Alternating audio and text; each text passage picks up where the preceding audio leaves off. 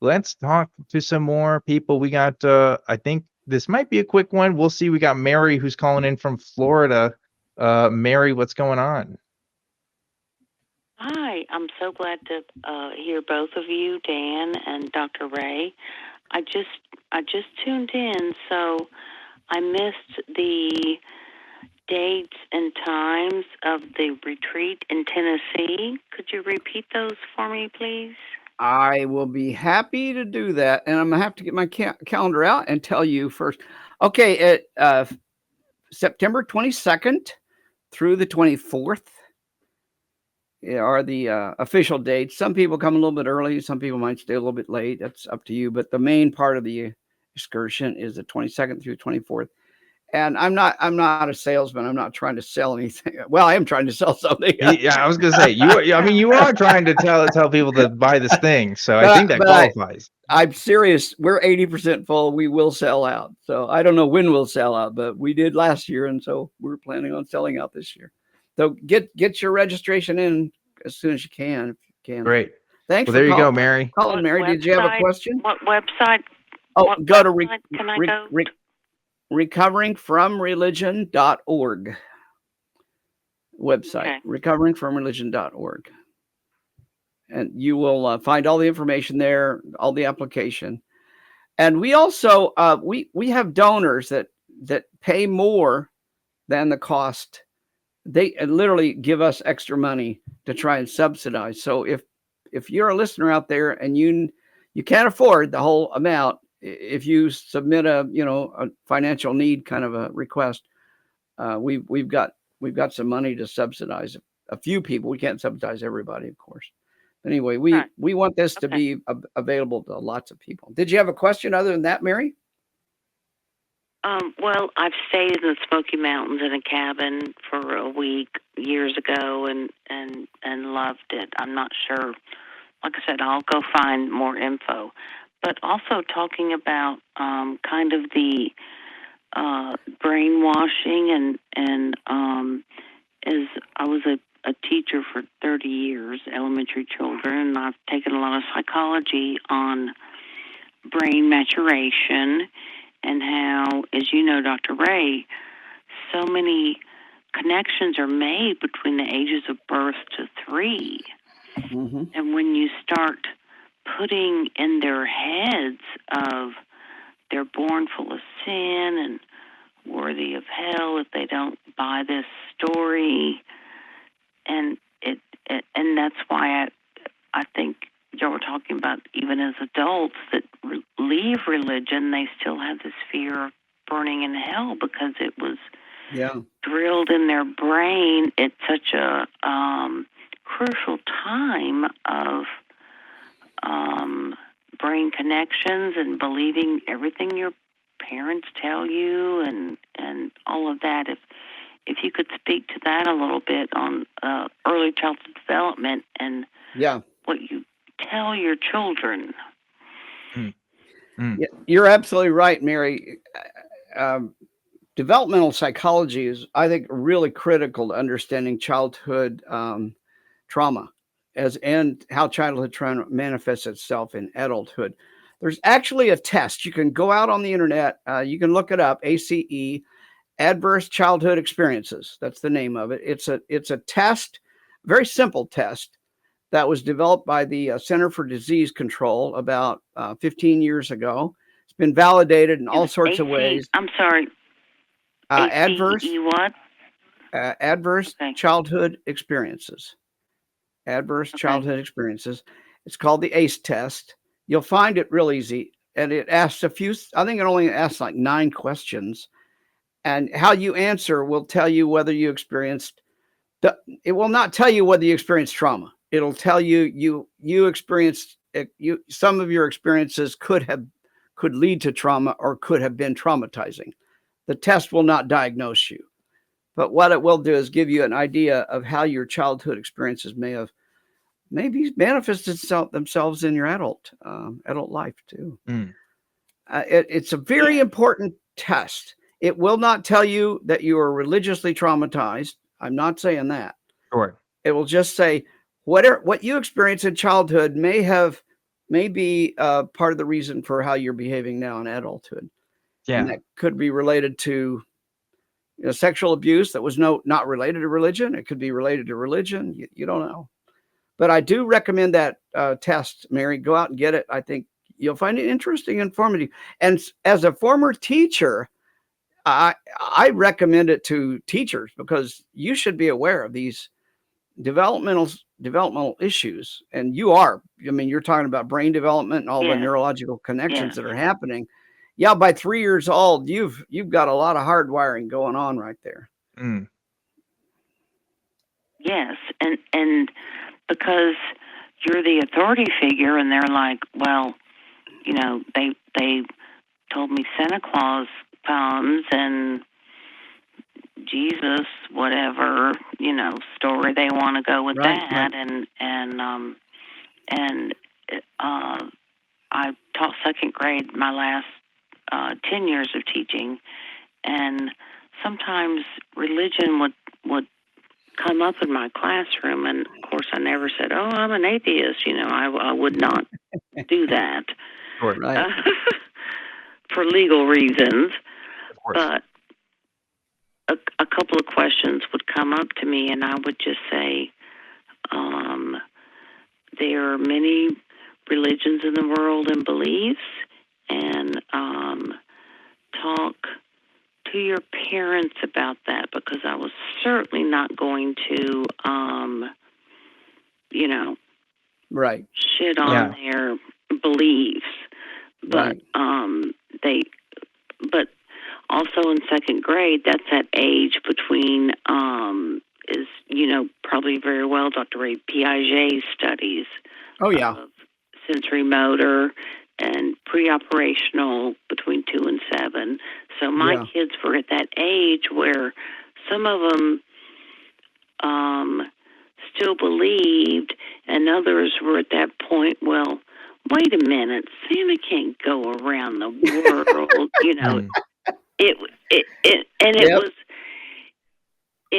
I found it delightful. And so the only thing I knew to say, because the kids would debate on it about Santa, and they would ask me if I believe in Santa. and the best answer I could give at the time, which I felt was appropriate, and if you agree with me, fine. If you don't agree with me on my response to them, I'd like to hear that view. But because I didn't want to squash the what their parents had told them about Santa, I would just say, well, he's coming to my house. Yeah. Oh, Mary, I don't care how you responded. I mean, that's a tough situation. But let me say this, because right on target for where you were. As children, our brains, as primates, and this is true of primates in general, not just humans, the primate brain is pre-programmed, I guess you could say, genetically, to follow what the parent says. I mean, whether you're a monkey or a human, if the parent says, don't go over there, the cheetah will eat you, you better listen, or you won't survive and propagate your genes. Right. But that same parent says, don't go over there because there's demons in the bushes. Your brain processes that identically. There's no discrimination. So being afraid of lions or cheetahs is a healthy thing, but it's setting in the brain at exactly the same spot and targets the amygdala in exactly the same way as demons over there. So it's hard. That's why it's so hard to get out of a system once it's been indoctrinated into a child. And many adults suffer from this for years. Now, we do know that you can get out of it, as we've got an example sitting right here with Dan. Dan clearly had symptoms, but he's moved on. Whether he needed therapy or not, I don't know, and I don't care. But many people do need therapy. But even if you don't go to therapy, being aware of what you're experiencing will help you start moving through it. Maybe you can learn some skills like mindfulness, like maybe lucid dreaming to try and help you move through this process. Because the brain is just acting on what it was programmed to do at 3 and 4 years old. And you're trying to reprogram the brain. And you wouldn't want to reprogram out the fear of lions. That's a good thing. You would want to reprogram the fear of demons. It's just a technical, a difficult thing to do without some technical help from somebody. And I do think these kind of conversations that we're having tonight can help people at least become aware. Why do I have so much trouble sleeping? Why do I have so much trouble relaxing when I'm having sex with my partner? You know, why do I feel guilty when I have lustful thoughts or I masturbate? Those are all things that are probably directly related to religious programming about that 3 to 7 year old time period. Yeah, definitely. And you know, like it's so, you know, I don't know how often this happens outside of the United States, but in America, we do have this thing called Sunday school, and it's like, you know, just even the name of it, right? It's like when you take kids to that, usually against their will, most kids don't want to go. And you bring it as part of their curriculum. First of all, the history of actual Sunday school is interesting because old Sunday school, like Victorian era Sunday schools, they actually learned how to like read the alphabet and write, and also, you know, learn Christian doctrine. But if you put that in there and say, yeah, this is a part of your development, this is what you need, you can see how it's hard for people to distinguish that from the rest of reality, right? Like it's one thing when a kid finds out, okay, Santa's not real, because suddenly everybody in your life validates that. Okay, all the adults will tell you, yeah, okay, it's not really real. But then the rest of the adults still believe in the whole God thing. That seems more real somehow, you know, if everybody in your life has those beliefs and validates that. And having been in a situation where I've been in an education environment and also been asked about my personal religious beliefs because kids are curious and they want to know. You can't just be like, oh, I'm an atheist, because yeah, there are legal complications with doing stuff like that. And you know, if you're a kid, you've never met somebody, you don't even know that you've met an atheist, because there's social stigmas for even talking about non-belief in something like that. So it's a very complicated issue that we have, particularly in the United States, when it comes to talking about kids about religion. That is pretty awful for most involved. So I feel for you there, Mary. But yeah, thanks for calling in about the questions that you had. Those were some great questions. But with the Santa claim, I had to walk a fine line between parents who, you know, promoted the fantasy belief in Santa, and those that were like, no. So that's why, and maybe it wasn't a good response, Dr. Ray, when I said, he's coming to my house. I mean, because there was evidence. Hey, there's gifts in the morning. Yep. Yeah. It's kind of hard to say, well, it's up to you to believe that, when they don't really have the skills to know what to believe and what not to believe. They're, especially if they're at an age where they're just absorbing what adults tell them, right? So that's a tough one. I don't know, but it sounds like Del Rey says whatever.